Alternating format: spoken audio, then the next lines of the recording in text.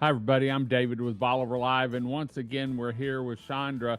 We've been talking about Cobra property. In fact, the show we did last week with her, we gave the history, why it was started, and some dates, and just a quick revamp, um, because this is really one of the big questions. If it was platted before 2003, you can get the insurance even if it's a Cobra zone. If it was platted after June 11th, 2003, then it falls into the you better check on your insurance and see what the cost is going to be. And so, Chandra, you and I were talking, it can be changed. It absolutely can be changed. So And one go ahead. one of the things we were talking about in the last show was that there's this review period every 5 years. And so the Department of the Interior will publish, what their proposed maps are, kind of like FEMA does with the V zones and everything. Every 5 years, they publish this Cobra map, and they have a comment period. And that comment period is not really open fully to the public, but it is open to your local officials, your state officials, and your federal officials. So this is something that we can look at the proposed maps and say, we have a problem with the way the Cobra Zone is laid out right now in Bolivar. We'd like to see these changes. We'd like to see these areas not restricted. And so we can advocate for a change in the Cobra Zone before they even put those proposed maps out. And then when they have that comment period, we can definitely have our legislature legislators advocate for us to try to get those areas changed. So I think that that's really the only way that we're going to make a change to the Cobra Zone because I mean, the Department of the Interior, I mean, they're not here. They're just looking at They it don't, from a Google map, basically, to yeah. see these are the wetlands or what we think are the wetlands. These are the areas that seem to be tidally influenced or not. So they just, lay those things out, and it's almost everything forward to the intercoastal. That's like the whole peninsula, basically. So, Well, um, talking to one of the old timers here, they just went down property lines outside the city of Crystal Beach area. They just went down property lines. And, if they're looking at a Google map, which I don't know how good they were back mhm, then, but if they look at an aerial view, it all depends. Was it a high tide? Was it a low tide? Was it a dry right, year? Was it a wet year? And some of these Cobra zones are right next to beautiful developments, but correct. it's a Cobra zone because at the time it wasn't subdivided or it wasn't around any other structures. And so I'm glad to see from your research we found that they do look at these every 5 years, and it sounds like Yeah. we need to get on the ball and get with Terry Wilson and Mays Middleton and some of the other coastal people and say, hey, if you want your area to grow, and flourish, because Cobra's not just on the coast, is it? It's No, it's not just surrounding on the the bay. coast. It's not just on the coast. Really, so when you think of the way that the GLO manages that first 1,000 feet of the beach, so they only manage from south of 87. Okay, so they don't manage anything north of 87, but the Cobra Zone will go the whole width of the peninsula. Right. So it'll be a strip that goes the whole width. So there's really not a limit there by 87 because usually if I'm looking for a V zone or any kind of GLO zone, I'm looking at forward of 87, and you get to Gilchrist, it gets real thin and then it kind of flares back out again. Well, all those sections, I mean, it's the whole width. I mean, it's Yeah. big sections of Crystal Beach and Port Bolivar, it's smaller sections of Gilchrist, it's everywhere. So it's not really consistent. It looks like a bunch of big stripes, down the But it peninsula. but it's not on the north side of the bay like in Chambers County. Oh, it is? Oh yeah, it's Okay. it's beyond just and so you can the link to the map that I'm going to send you. You can put in your address and you can see am I in a Cobra zone or am I not in a Cobra zone? Right. And it will tell you that information. Now what it won't tell you is when you were platted.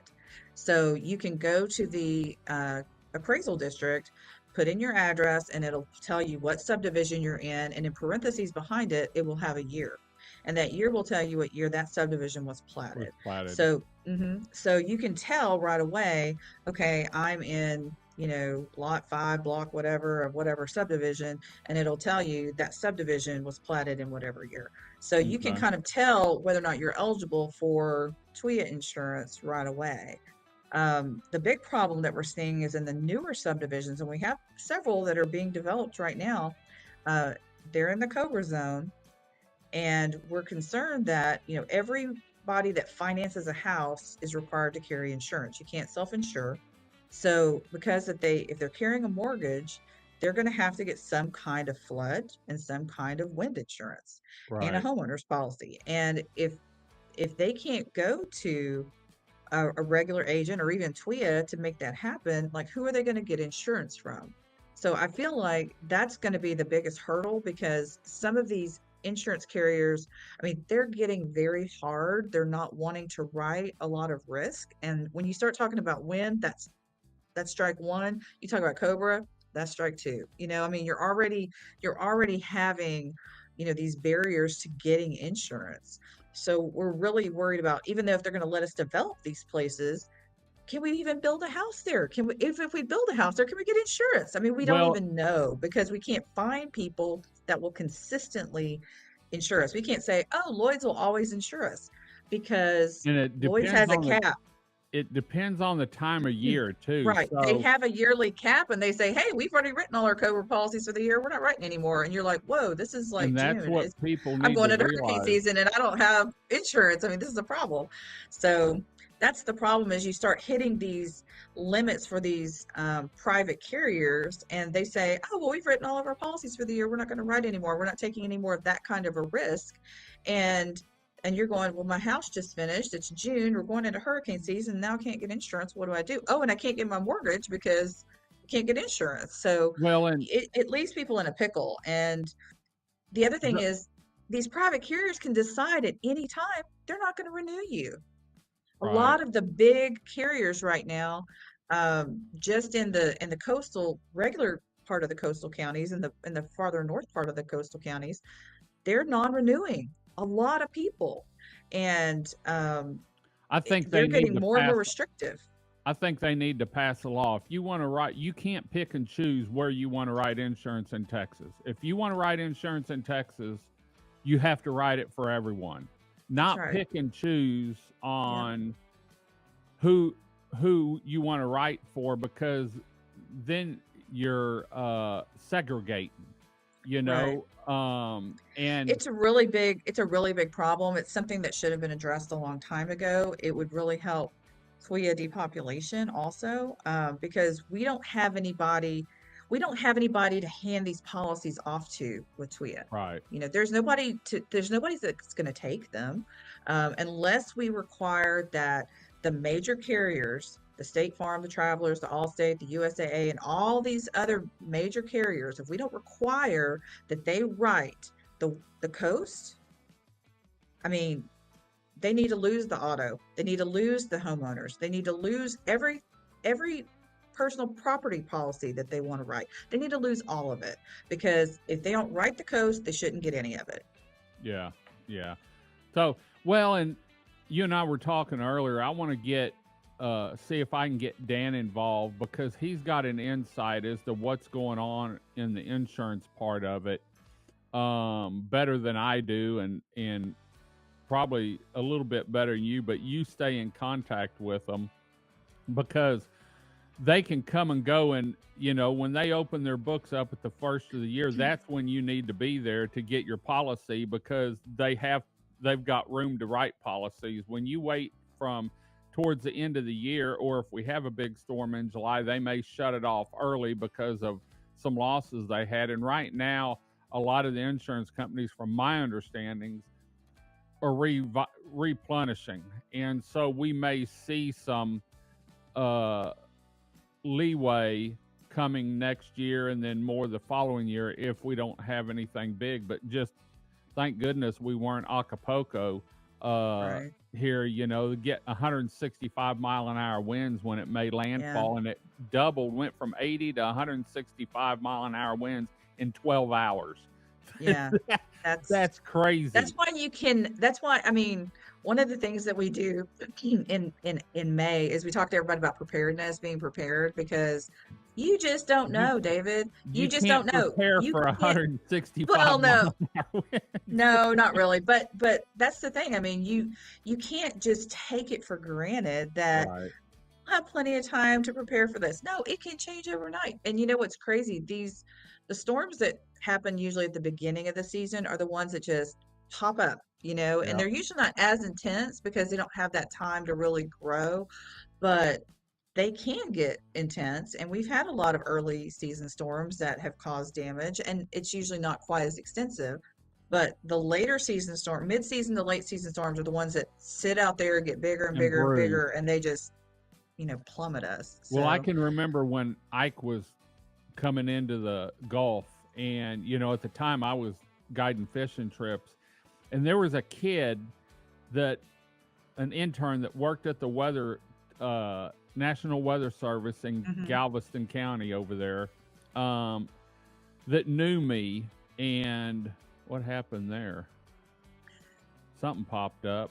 Yeah, it was a big thumbs up. So they Knew liked what you're me, saying. and I'd call him when fronts were coming down or rain. What happened? My Oh, your my computer light turned my off. my light's on a Oh, timer.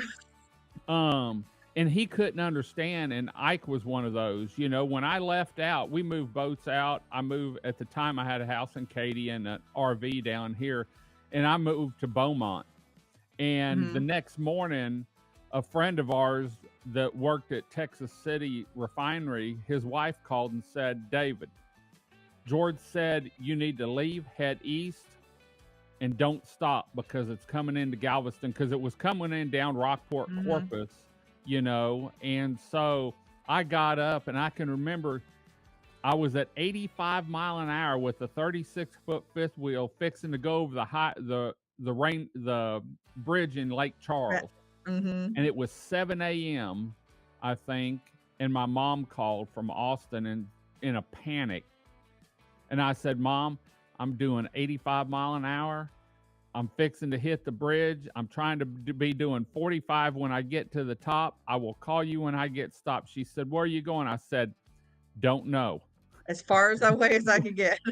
And so, but we were back. I was back, went to Bow Bridge, and came back to the west side of the bay over at Kima, and that about 2 weeks later, 3 weeks later, 2 weeks later, and then was back on Bolivar. I want to say in January, and so, but yes, they blow up. So, well, thanks for joining us and giving everything a breakdown, especially with the dates when something was subdivided and when, the 2000 June 11th, 2003. And I'm going to try and get hold of Dan to see if we can do another show from the insurance aspect of it, with you involved, and maybe we can play that next week. So stick around Great. and see the saga of Cobra Insurance isn't over yet, and we've got 5 years to get our We got some work to representatives do. and legislators all on board, and let's help a little bit. And real quick, you can do environmental studies now, with the wetlands and that. And I think my thought was, when I was looking at it, was, if a piece of property has wetlands on it, I agree 100%. Don't build on it, don't backfill it, leave it natural. But if it's not wetlands, give us a little break. Work with us here a little Right. bit, because you can't just draw lines down property lines and say it's Cobra if that's your Right. reasoning behind it. So, anyway, I'll let you get some more coffee. We're Thank going to you. head on out, and we'll be back hopefully next week with some more talk with Chandra, talking about Cobra, and maybe get one of the insurance agents involved. Until next time, I'm David with Bolivar Live. Y'all have a great day, great week. Come see us. God bless, and bye bye.